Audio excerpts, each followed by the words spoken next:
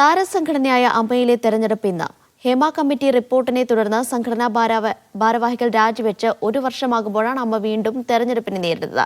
രാവിലെ 10 മണിക്ക് തെരഞ്ഞെടുപ്പ് നടപടികൾ ആരംഭിച്ച് വൈകുന്നേരത്തോടെ ഫലം പ്രഖ്യാപിക്കും.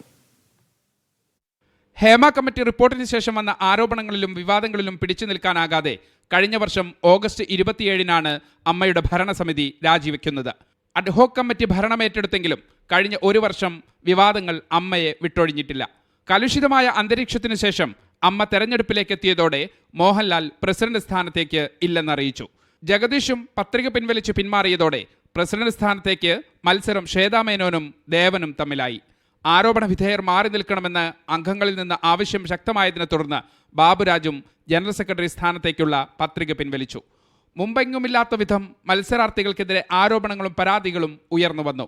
ജനറൽ സെക്രട്ടറി സ്ഥാനത്തേക്ക് മത്സരിക്കുന്ന കുക്കു പരമേശ്വരനെതിരെ മെമ്മറി കാർഡ് വിവാദവും ശ്വേതാ മേനോനെതിരെ അശ്ലീല ചിത്രങ്ങളിൽ അഭിനയിച്ചു എന്ന പരാതിയും ഉയർന്നു വന്നു. ഇങ്ങനെ സംഭവബഹുലമായ സാഹചര്യങ്ങൾക്ക് നടുവിലാണ് ഇന്ന് തെരഞ്ഞെടുപ്പ്. കുക്കു പരമേശ്വരനും രവീന്ദ്രനുമാണ് ജനറൽ സെക്രട്ടറി സ്ഥാനത്തേക്ക് മത്സരിക്കുന്നത്. ജോയിന്റ് സെക്രട്ടറി സ്ഥാനത്തേക്ക് അൻസിബ എതിരില്ലാതെ നേരത്തെ തെരഞ്ഞെടുക്കപ്പെട്ടിരുന്നു. രാവിലെ 10 മണി മുതൽ തെരഞ്ഞെടുപ്പ് ആരംഭിച്ച് വൈകുന്നേരം 4 മണിയോടെ ഫലവും പ്രഖ്യാപിക്കും. മീഡിയ 1 കൊച്ചി.